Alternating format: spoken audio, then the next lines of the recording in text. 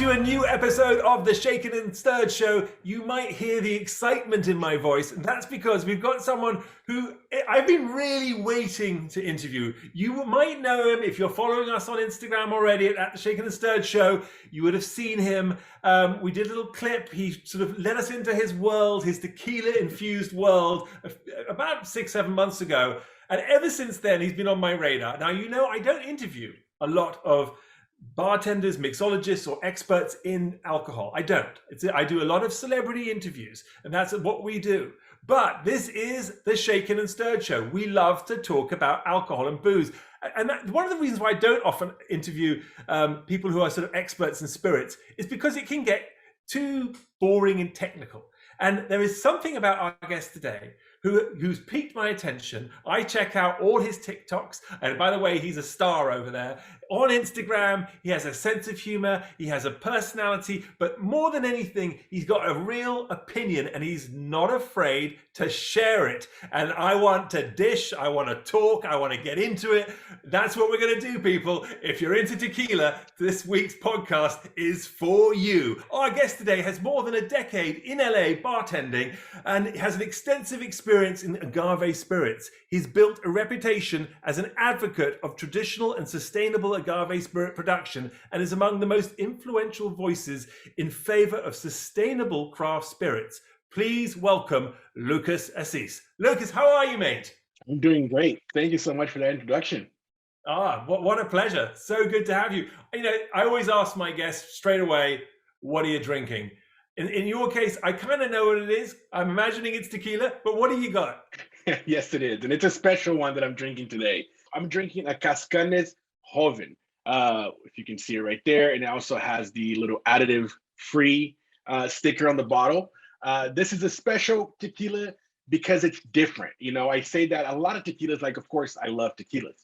But it's kind of hard to get really surprised with tequilas because you kind of know what they're going to taste like. You're waiting for that, you know, either it's going to be from the highlands or if it's going to be from the valley. But this one just blew me away. And they make it in a really interesting way. This is actually owned by a winemaker. So he used a fermentation process that's actually used a lot in wine. And it's the malolactic fermentation, meaning that it pretty much lets the fermentation go twice as long as usual and it gets this like lactic notes to it.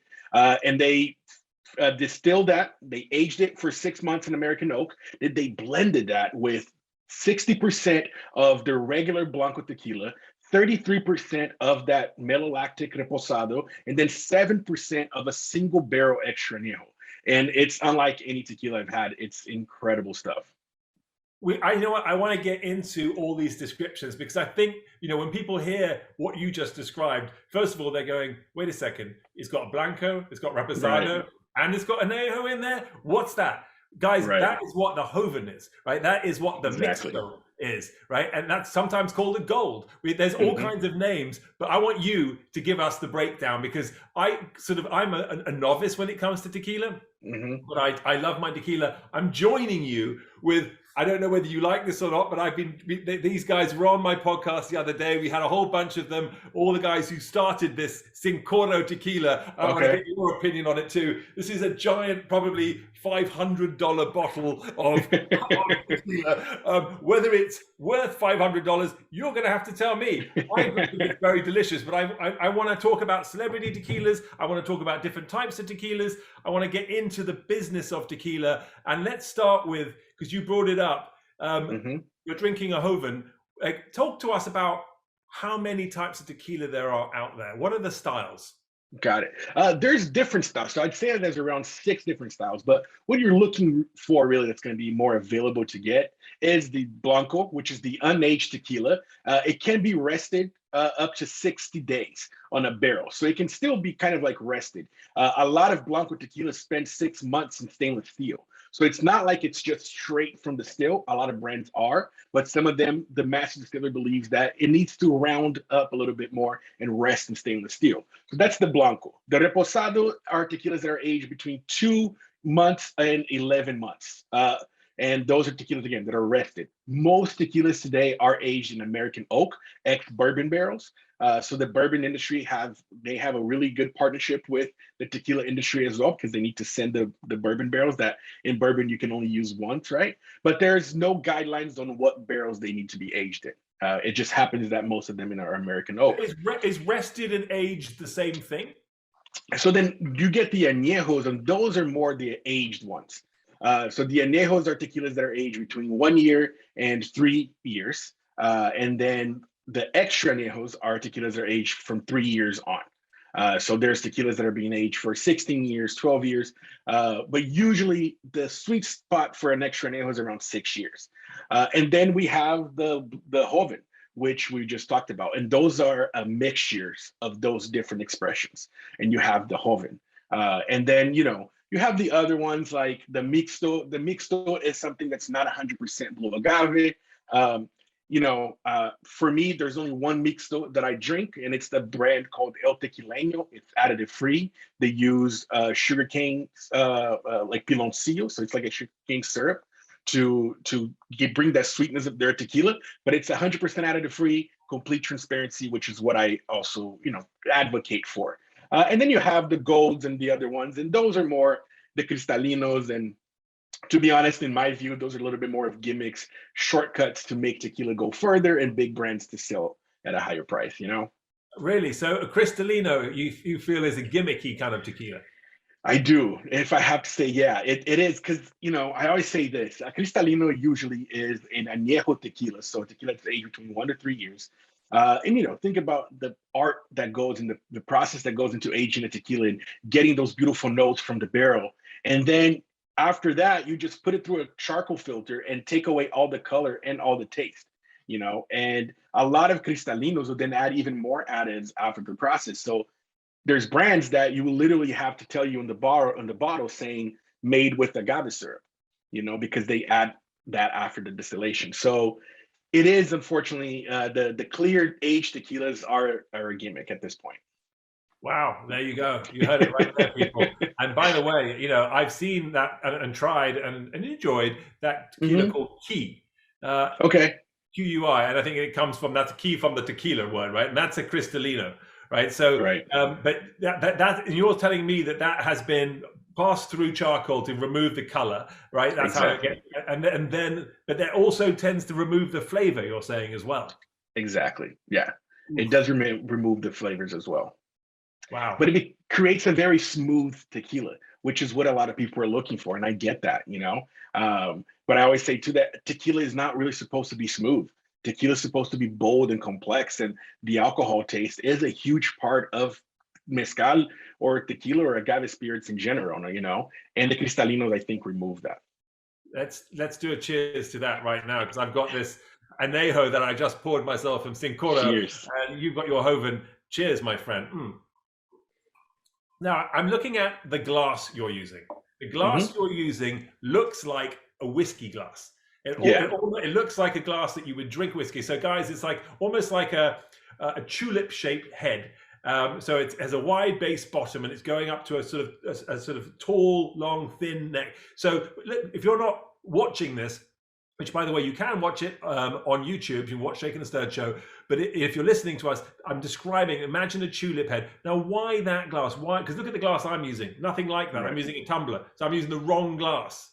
But you have a rock in there, so that's fine, because it's hard to put a rock on this one, So this is a whiskey glass, actually. This is a double Glencairn, which is the most used glass for whiskey, right?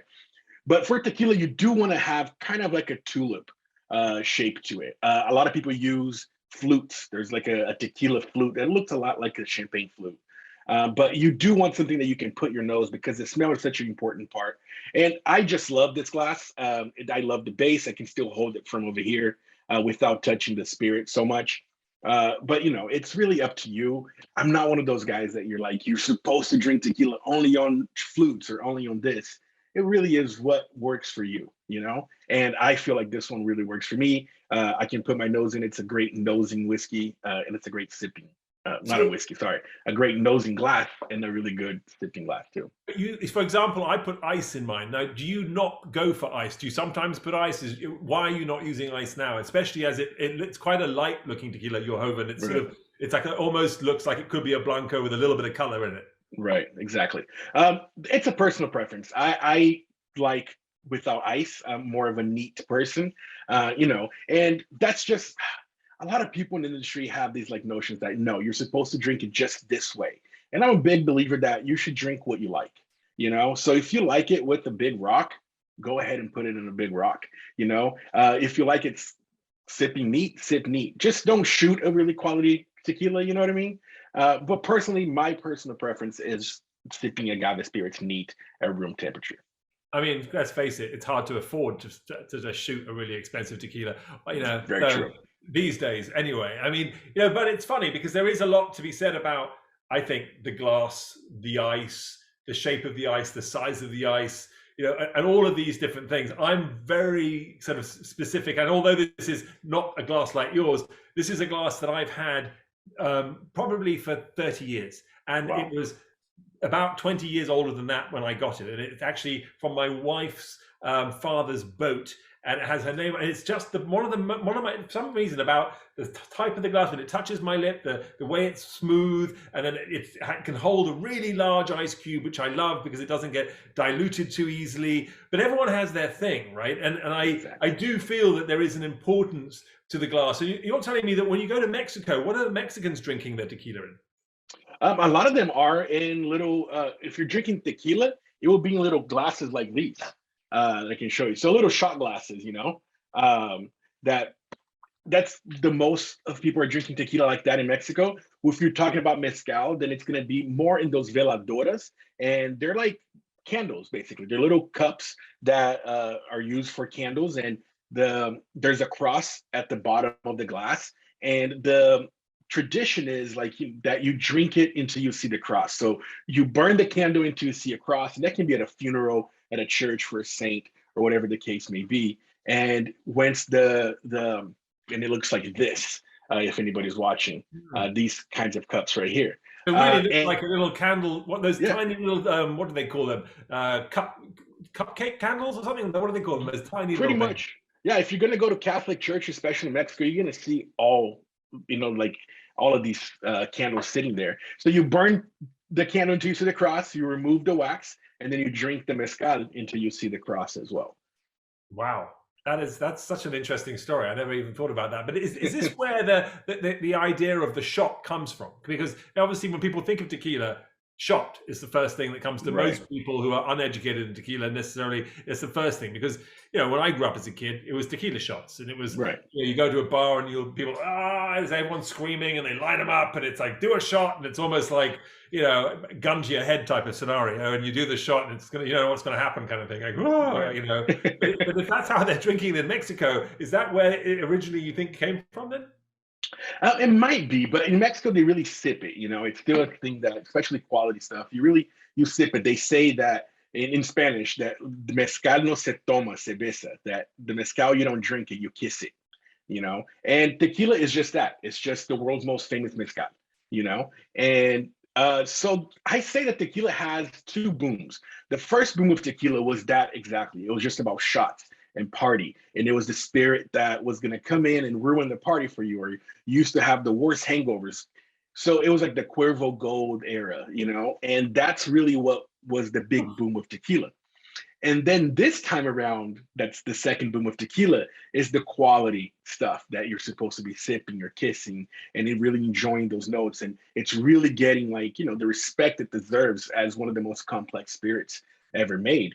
And I think the shot is still the remnants coming from that party scene of what people thought tequila is. And we're starting to change that it's something that you're supposed to be sipping. So even when you're drinking a mezcal in la veladora, or if you're drinking the tequila in a little shot glass, in Mexico, most of the time, they're going to be sipping it and not shooting it. Sipping or kissing, as you just said, which I love. I think that's fantastic. Yeah. Now, obviously, we've got all these different types of tequila, and you mentioned mezcal.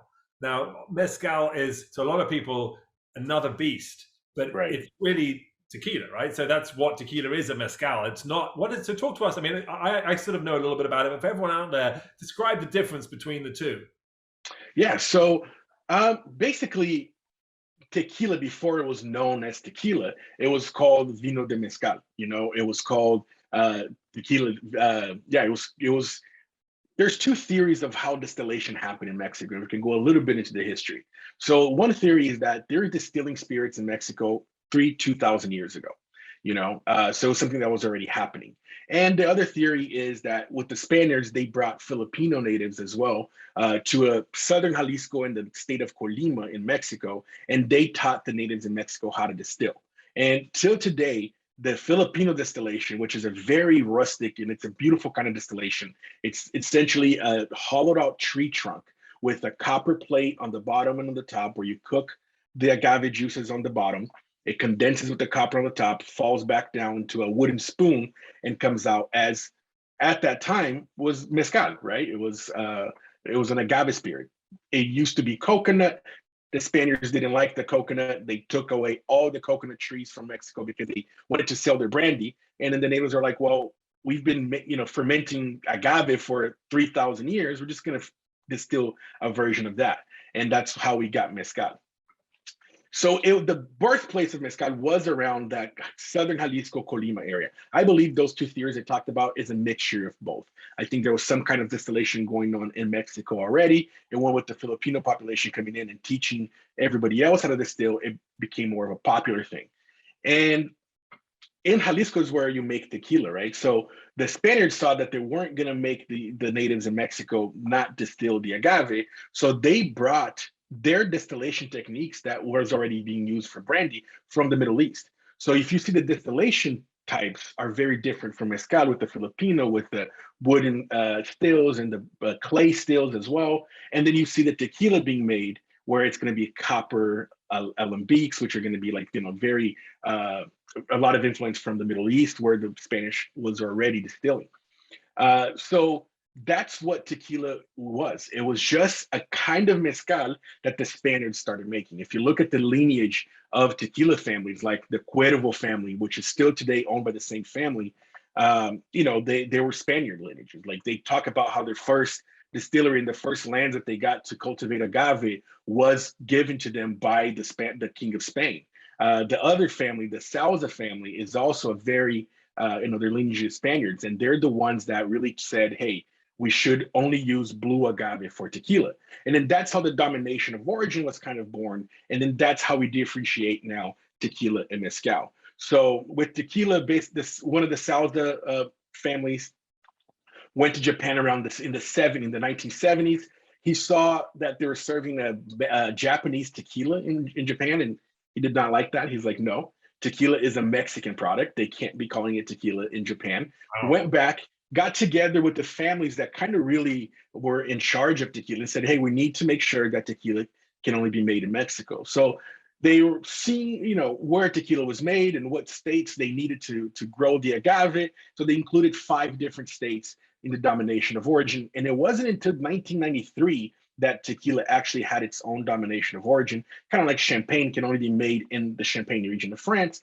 Tequila has a very small domination of origin as well, where only the states of Jalisco, which the vast majority of tequila is coming from, but also the states of Michoacán, Tamaulipas, Nayarit, and Guanajuato are the 5 states that can make tequila today.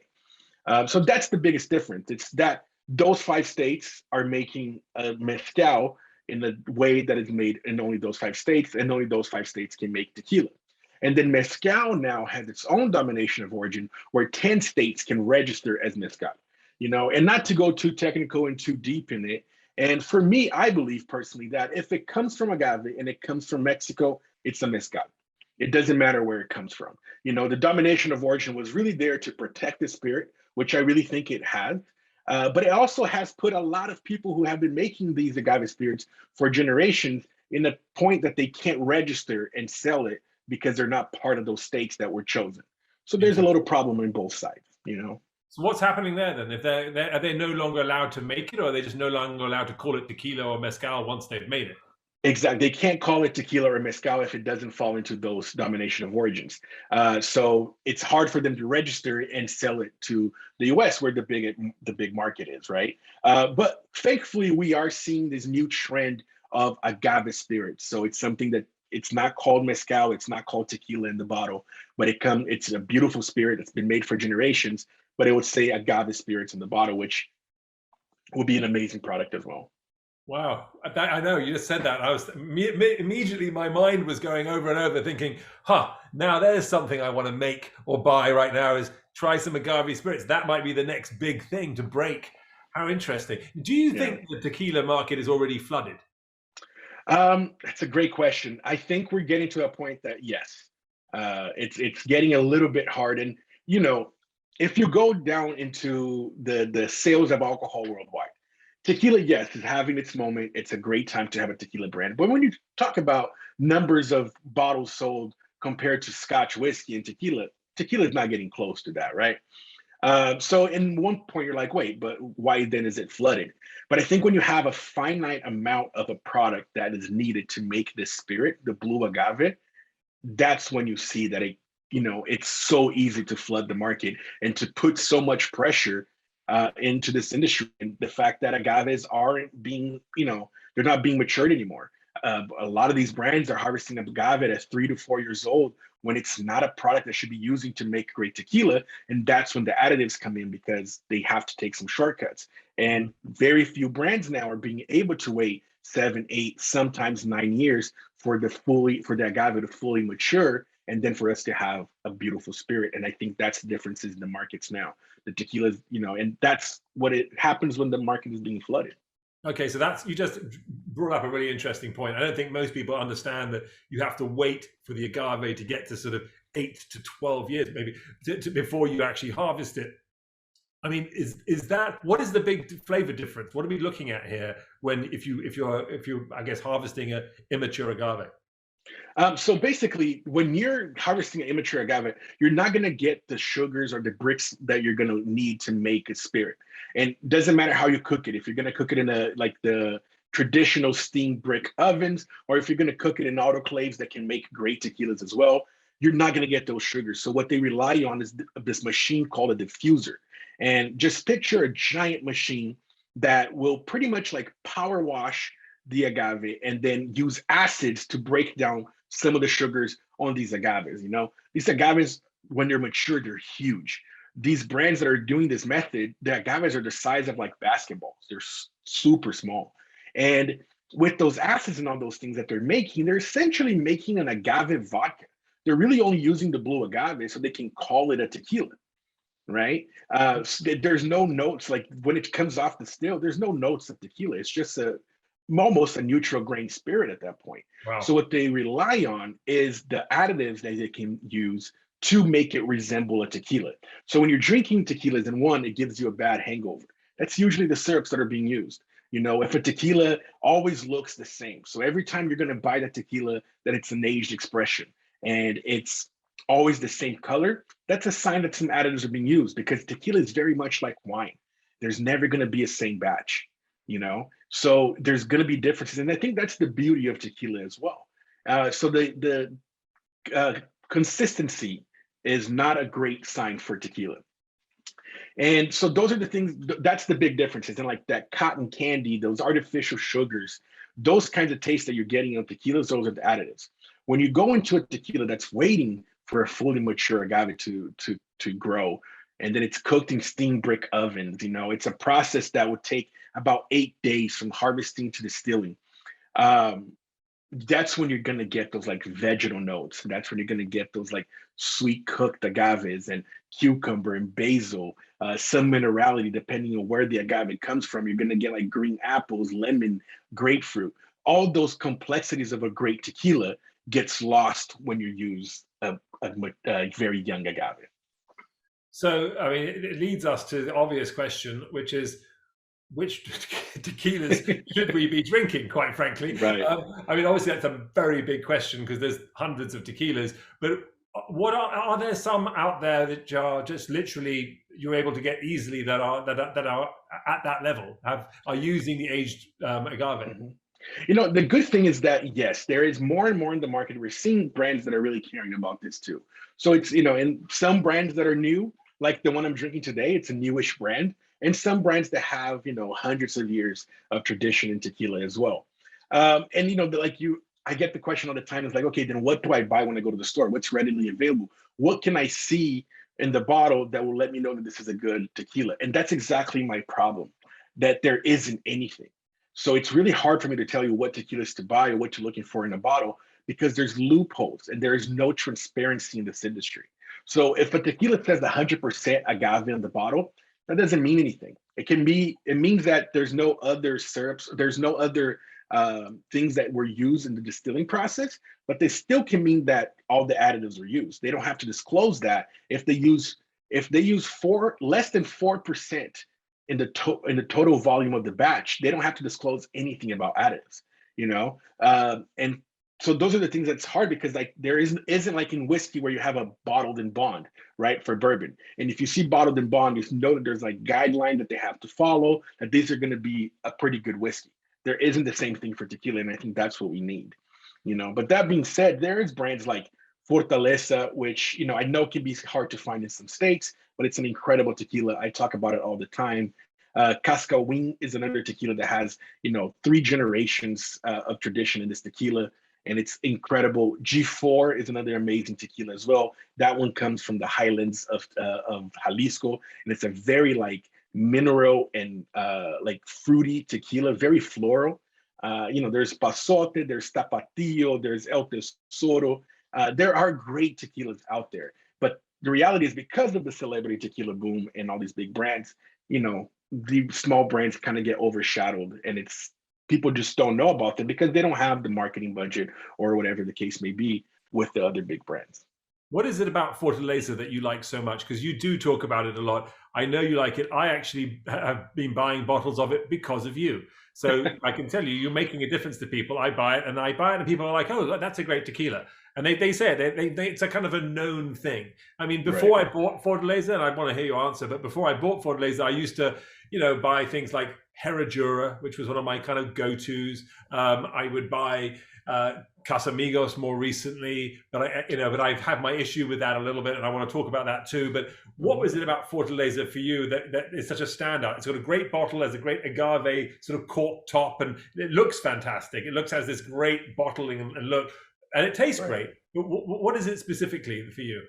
I think, to be completely honest, I think Fortaleza for me is both an incredible tequila, but it also has like an emotional value to it too, because it was the tequila that made me fall in love with tequila. So I also was drinking Casamigos, and I was drinking Patron and Don Julio when I first started, finding tequila. And those are gateway tequilas. And if a tequila like that is making more people get into tequila and then venturing out to good stuff, that's awesome, So when I first tried Fortaleza, I was like, wait, this is unlike anything I've ever had. This is what tequila is supposed to be like. And then I got to go to Jalisco and go to the distillery in the city of tequila. And I think that was a little switch for me. That was like, this is an art form, and the amount of history, and I'm a big history and story guy. And to go there and see, like, we're talking about the Souza family and how they're responsible for the domination of origin of tequila, and how they're responsible for, the fact that they can only use blue agave. That's the same family. So in the Souza sold the company, and their grandson, his name is Don Guillermo Erickson Souza. He was kind of like, wait, I thought I was going to make tequila my whole life, and now they sold the brand. What am I going to do? So he kind of like came to the US, and he studied in San Diego. And then around the 2000s, he was like, I'm going to go back to the, distillery and the farm where my grandparents left, that one distillery that was still in the family. And I'm going to make tequila like my grandparents did. And that's exactly what he did. He got the same recipe, the same tools, the same steam boiler, all that stuff that his grandparents did, and started making this tequila. And I think Fortaleza is really responsible for like this other boom of quality tequila, because they invested on educating bartenders and educating people in the industry. And then that love and like really brand loyalty started translating into the guests. And then they started telling them, and Fortaleza has this like cult following at this point.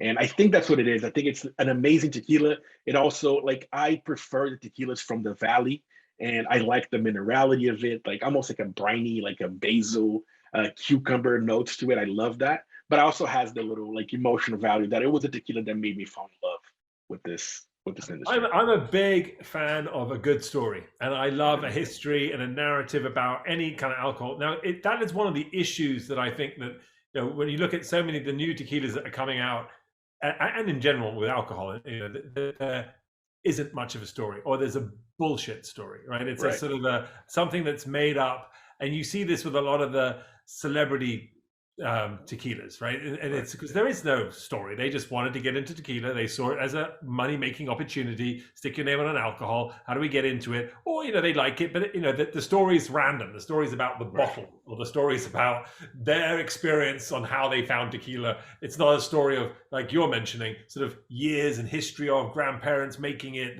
really changing the sort of life. Are there any, in your opinion, good celebrity tequilas? I gotta say, for example, okay, so Código, right, which is backed by George Strait. That's an additive-free tequila. It comes from a pretty good distillery. It's not a bad tequila. What's it called? Código or Código. Yeah. So yeah, that's it. I don't think George Strait owns it, but I know he has an investment in it, and he's like the spokesperson of it. But they just got added to the additive-free program. They are additive-free. And it's an okay tequila. It's not bad. For me, it's just way too expensive. And I think for the price that they charge, I can get a lot better tequilas. But that's besides the point, because if you like the tequila, it's fine. So it was really cool to see. And they got added to the additive free program not too long ago. So it was really cool to see that, And there's other brands that have like a celebrity backing or some investment, like Casa Mexico, which I've done some work with, that are really good. To be honest, Michael Jordan. Again, Michael Jordan. I know, right? And I hate to say anything negative about that, but that is a tequila that's known to have a lot of syrups, a lot of additives to it. And that's fine. Like for me, I know additives aren't going anywhere. I know it's part of any industry to have the big brand and the craft brands. That's fine. What I don't like is the lack of transparency. So there's a lot of brands that I know that don't hide the fact that they use additives. They say, yes, it sells. The American market is looking for things with additives. And, I still love to make tequila, but I'm not going to hide the fact that I use additives. My problem is with brands that are trying to ride that law that they don't have to disclose anything. And then they sell it as a really premium, high quality, like pure tequila, when in reality, it's not. And that it's almost like it's deceiving the customer, which I can't get behind. Let's talk Teremana. Talk the high end, but Teremana. You've gone on a rant before about Teremana. I've seen it, I've heard it. And everyone, if you're not familiar, which you've got to be living under a rock if you're not familiar, excuse the pun, is the Rocks tequila. And so he's been spouting off about it, how much he's been making, how many bottles he's been producing, 600,000 bottles or something crazy. I mean, this is probably one of the biggest success stories in the alcohol business ever, no matter what alcohol you're in, by the way. Yeah. Considering how recently he started. What's your thoughts? Let's get into it. Yes. Okay. So Teremana. There's a few things that I have a problem with. So with every bottle of tequila, when you look at the bottle, there's going to be an NOM and then followed by a 4-digit code, and that's essentially the tequila's address. It's going to tell you what distillery makes that tequila. With Teremana, they have their own NOM. Right? It's kind of like a distillery inside a mega distillery. So the Rock sells it as, yes, we went in and we met with this family of a small distillery, and I employ a bunch of people, and we have our own distillery. The problem with the NOM that's supposed to be keeping brands in check is there's also a loophole in that. It only tells you where the tequila is bottled. It doesn't tell you where the tequila is distilled. Right? So the way for you to know if all the tequila that's coming out of that distillery is made there, is by the size of their ovens. Basically, how much agave is coming in and how much tequila is coming out. What yield are you getting by agave plant? And I think it's really, really, really hard to believe that 600,000 cases, which is more than 3 million bottles, are coming out from one small distillery in Mexico. How? It doesn't make sense. It doesn't add up. You know what I mean? And the fact that his tequila, his brand and his distillery sits in the same land, and it's owned, half owned or partially owned by the same family who owns the big distillery, it's kind of like a red flag. Now, where is that tequila coming from, right? And my other thing is he sells it as a small batch tequila. You buy the bottle, it says right there in the middle of the bottle, small batch. What tells you it is a small batch? Where does it stop being a small batch? It's 600,000 cases. After a million cases, right. Small batch. You know, exactly. And you have brands like Fortaleza, for example, which I've been in the distillery. They have 2 steamed ovens, and they have one place to crush the agave, right? But they're working literally 24/6. They only close on Sundays, and they still can't keep up the demand. So how big is the distillery that he's has that's being able to pump out over 3 million bottles in 1 year? Okay, so you don't like the lack of transparency behind Teremana. That's one thing, and I get it. It could be, he's producing more than he's saying, potentially producing more, and he couldn't make it out of that one distillery. Right. But what about the actual flavor? What about the taste of Teremana? It tastes artificial. I don't believe that it's coming in all from steam cooked ovens. I do think that there is a mixture there. Again, these are just my thoughts. I don't want to get in trouble with Teremana or anything like that, but you can still mix. You can make 49% diffuser and blend it in with 51% steamed cooked ovens, and still call it that it's cooked in steamed ovens.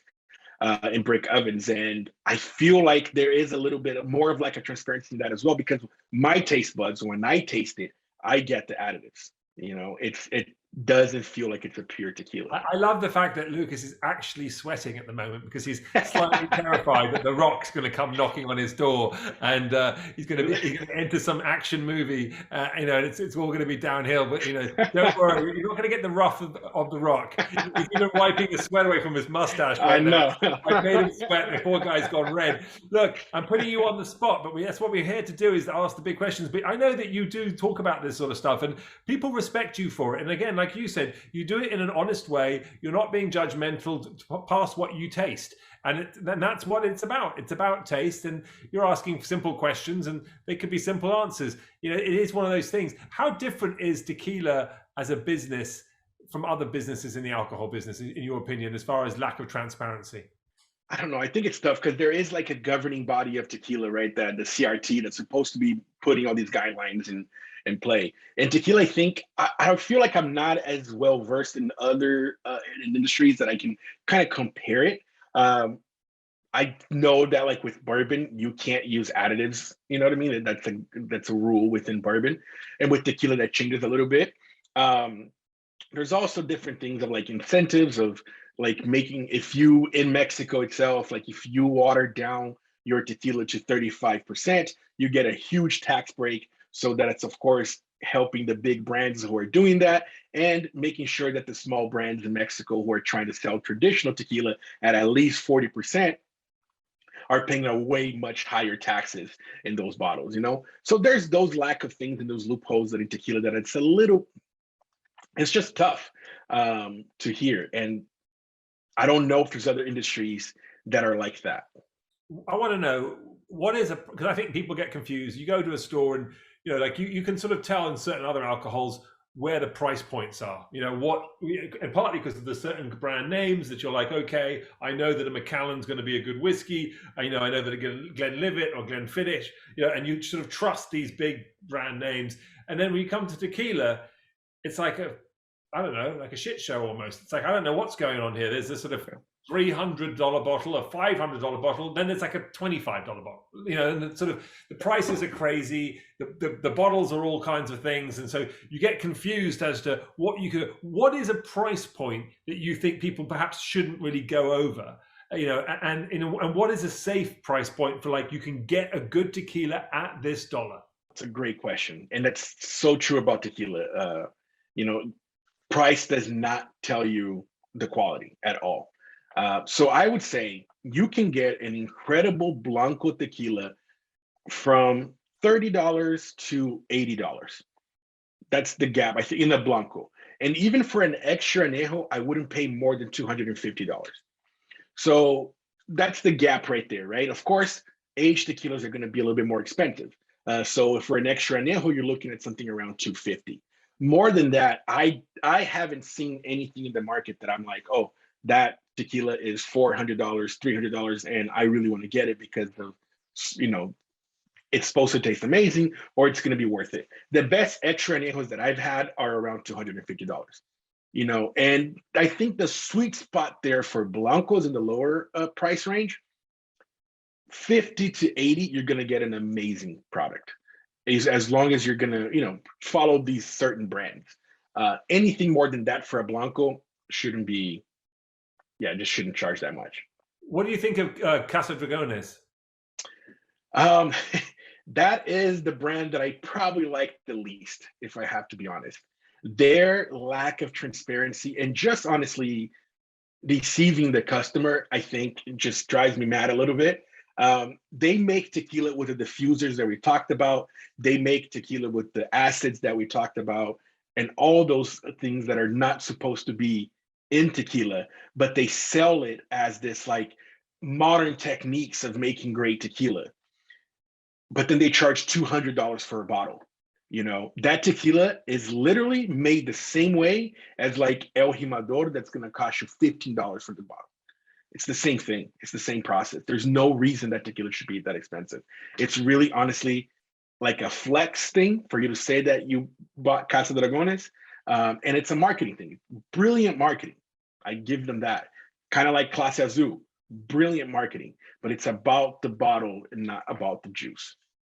Casa Azul, then that's another one. That's a favorite of mine, I've got to say. I enjoy Casa Azul. I think I've got 10 bottles finished, which are now candlesticks in my main room because they make beautiful bottles. But are you telling me that I've been basically buying this because of the bottle and the bell? And I hate to be that guy, but be that guy, Lucas. Be that guy. But unfortunately, yes, Clase Azul is 99% about the bottle. It's not about the juice inside. It actually comes from the same family as Terramana, same distillery.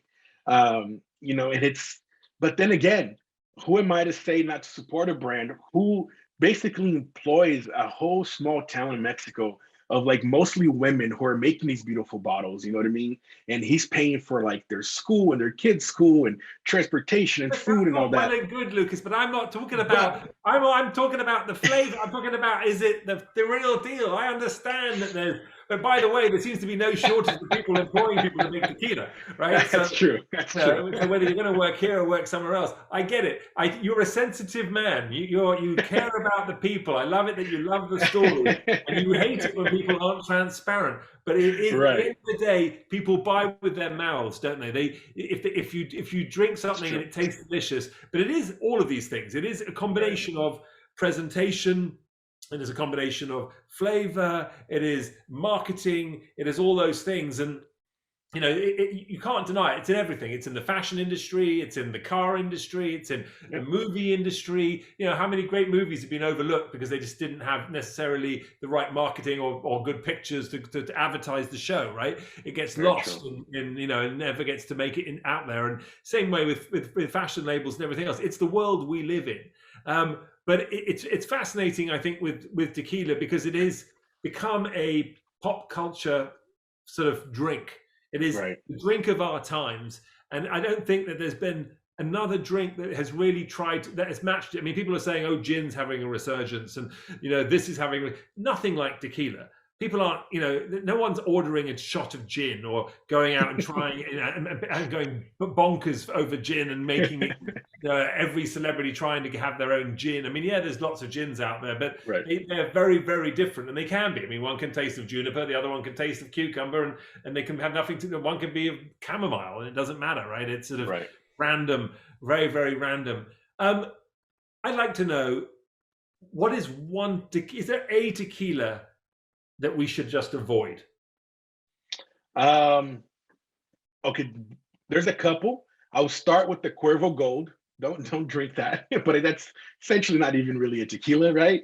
But I would avoid Casa Dragones. I would avoid Clase Azul. Yeah, those are the brands Wow. and any of the Cristalinos. I would avoid any of the Cristalinos. Wow. Wow. Oh my God. That's a revelation for me. You don't understand. Yeah. I literally have been drinking those tequilas for years. I mean, I drink a lot of other tequilas. And one of the tequilas I've been drinking recently, which I love, and I feel bad for not fully knowing the name, but I'm hoping you can help me here because they have a very recognizable bottle. They have on the bottle the number 1 and then 1, 2, and the number 3. So I call them 1, 2, and 3 because they have a big 1, a big 2, and a big 3. Do you know what I'm talking about? Yeah, I do. I do. So the number 2, the Reposado, I find it very delicious. Do you know much about them? So they come from actually a big distillery that makes great tequila. The distillery is called Las Americas. They have some great tequilas coming out of that distillery. So yeah, 1, 2, 3, they're good. Is that what You're they safe know? with those ones. Did I get the name right? Is it 1, 2, 3? What are they called? Pretty much, 1, 2, 3, yeah. See, good marketing, people. No, let's not make things complicated. Let's just call it 1, 2, 3. For us stupid Americans and Brits who don't know, they can't pronounce all those fabulous tequila names, just call it 1, 2, 3. I'll have the number 2, please. No, that's just brilliant. Oh, I love it. Oh my goodness me. Let's get to a little bit about you, right? Before we go on this, because I want to know when did you decide you wanted to get into the business of tequila and alcohol and bartending and where did the fascination come from? So I was a bartender in LA for 10 years, and I worked at a bar that was more towards, craft cocktails, craft whiskey. That was my first introduction to like craft spirits. And I really loved, again, the history and the stories and the people around it. It's not just a big machine making it. And I think honestly, with the trend of things, and LA really like kind of dictates trends when it comes to those things, right? Especially drinks nowadays. And so LA started making this shift from bourbon to agave spirits, first tequila. And our bar did the same thing. And they hired a executive chef. His name is Sean, and he was one of the most knowledgeable guys of agave spirits. He actually started, I think it was the first agave spirits bar in the US in Denver called Mezcal. And I kind of just became this information sponge around him. When people would come in to like taste him on things, he'll bring me in and we would just always talk about agave spirits. He had a lot of friends in the industry. And I just kind of started getting more and more in love with that industry. And I think it helped, of course, that my wife's family is from Mexico. So we would go to Mexico quite a lot. And, her dad, my father-in-law, is always drinking tequila. That's his drink of choice. And he was probably drinking Patron and Don Julio. And I started drinking those things too. And I think together with work and this relationship that, I grew up just falling in love with Mexico, and my upbringing was something that, my dad was always a part of like a nonprofit organization. So he was in one part of the world my whole life. And we had people from all cultures in our house as well, every weekend pretty much. And I grew up with this, like really like this thirst and like love for other cultures. And I think once I got really exposed to the Mexican culture, I really latched onto it and starting to see the stories and the history and the complexity of it, especially the fact that like the more I think I know about mezcal or agave spirits, the more I realize I don't know anything. Like somebody tastes me on an agave that I never heard of, on a distilling technique that I never heard of. So all those things combined is really like what made me fall in love with agave spirits. And I'm the kind of person that when I like something, I kind of get obsessed over it. And that's how agave spirits were for me. I just got a little obsessed with it. And started like, researching, of course, drinking and learning and talking to people and being able to visit the distilleries and the vinatas and the palenques where they make mezcal in Mexico. I think that's what really sparked that. And what's your family origin? Lucas Assis. Where does that come from? Brazil. So yeah, I'm born and raised in Brazil. The Asis comes from Italy, so I'm probably like 3-4 generations ago. They came from Italy. But yeah, born and raised in Brazil, both my mom and dad. And I came to the US for the first time when I was about 11 years old. We spent a few, like 6 months in Spokane, Washington. And that's where I learned English when I was like 11. Then we came to LA. My dad basically came to study, and then he stayed for work. Me and my mom and my sister went back to Brazil when I was about 13 years old. And then when I was like 16, 17, I was like, I think I want to go back to the US. So I came to live with my dad. And I've been here ever since. So it's kind of been back and forth from those two countries. Amazing. It's crazy. You've talked about how it's hard to get a good tequila in Mexico, and that there's better tequilas in the US. Can you explain yourself on that one? Yeah, and that was a hot topic on my TikTok. So there's a couple of things that happen in Mexico that, like we talked about before, one of them is the tax break, right? So by law in the United States, for it to be considered a spirit, it needs to be at least 40% ABV. In Mexico, that goes down to 35%, which means that the big brands are watering down their tequila to 35% and selling that product in Mexico. So a lot of people, they go and they say that they buy tequila in Mexico and it tastes a lot smoother. And it's true, because it has a lot more water to it. The ABV is a lot lower. 5% is a huge number when it comes to alcohol by volume, right? And alcohol, again, is a huge part of tequila flavor. The complexity, the boldness, all of that is a huge part of tequila. It's not supposed to be smooth. And if a tequila brand is trying to sell it at 40% ABV in Mexico, which is, the ABV that's more traditional, they have to pay 60% more taxes.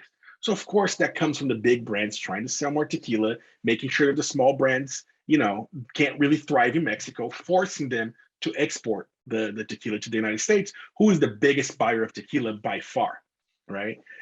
So those things are things that like really ensure that the best tequila is moving out of Mexico, which in turn really has changed the perspective of what good tequila is in Mexico itself. So of course, if you're gonna go to the little towns where tequila is made, like the city of Tequila or like Arandas in the highlands of Jalisco, those kinds of areas, of course, people are gonna know good tequila because they're next to the distillery. They can literally go to the distillery and buy it there. But outside of those areas, people are drinking bad tequila and thinking that they're good because the marketing giants, like for example, Diageo, who owns Don Julio, is telling people that this is what good tequila is. And they've changed the perspective of most Mexico thinks is good tequila, which is kind of heartbreaking because that's, they're the ones that's supposed to be drinking the best tequila. And I say that, but there is a great movement starting, especially in Guadalajara, which is like an hour away from Tequila, that's really getting back to showing people what good tequila is. So there's a few bars, there's a few restaurants that are only carrying traditional brands and really showcasing to the Guadalajara is like a sort of industrial city in Mexico, right? It's a bit like a work hub. It's almost like a Detroit type of Chicago. It's the Chicago of Mexico, whereas Mexico City is like New York. And it's, to give people an explanation of what Guadalajara is like. But no, that's fascinating. My God. Yeah. Wow. So that's the reason why. And hopefully I think with this new trend and things that are happening in Mexico, it would change the perspective a little bit of what good tequila is, So it was no disrespect when I said that the US gets better tequila. It was just like it's true, and like trying to explain why and what we need to do to make sure that doesn't. So basically Mexicans are coming to the US to go on a tequila tour. Honestly, I know a lot of people that come from Mexico and they come to the US and they're like, right, I need to bring some tequilas to bring back. You know what I mean? There you go. Wow, people, that's just crazy. And I'm planning a trip to Mexico in April myself, and nice. I might have to bring my tequila with me by the sounds of things.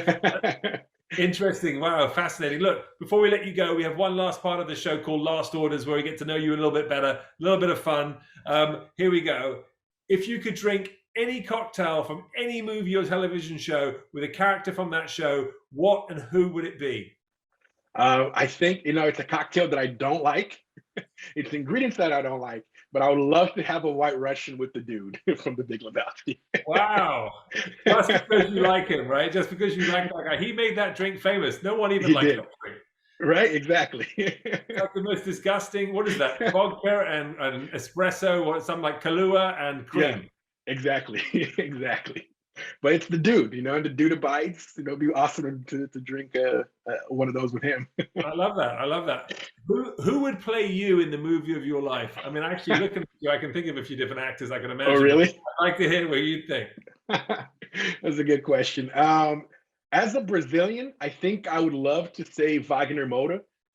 He's the one that did Pablo on Narcos, and he's like the biggest star in Brazil, really. So I would love for him to do that. I love him. I love the fact that you stay true to your own, your origin, your story. You're very consistent in the kind of person you are, Lucas. I like that. I appreciate that. Fantasy dinner party. You can have 3 guests, dead or alive, and I can't be one of them. I would say Anthony Bourdain. I think he was just such a huge influence on me. And I also, people forget, I think, how much of an influence he did in Mezcal. His Oaxaca episode when he goes with Del Maguey with Ron Cooper and tries out single village Mezcals, I think is one of the things that propelled the popularity of Mezcal. So yeah, Anthony Bourdain, I would love him. Going back to Brazil, I think Lula, he is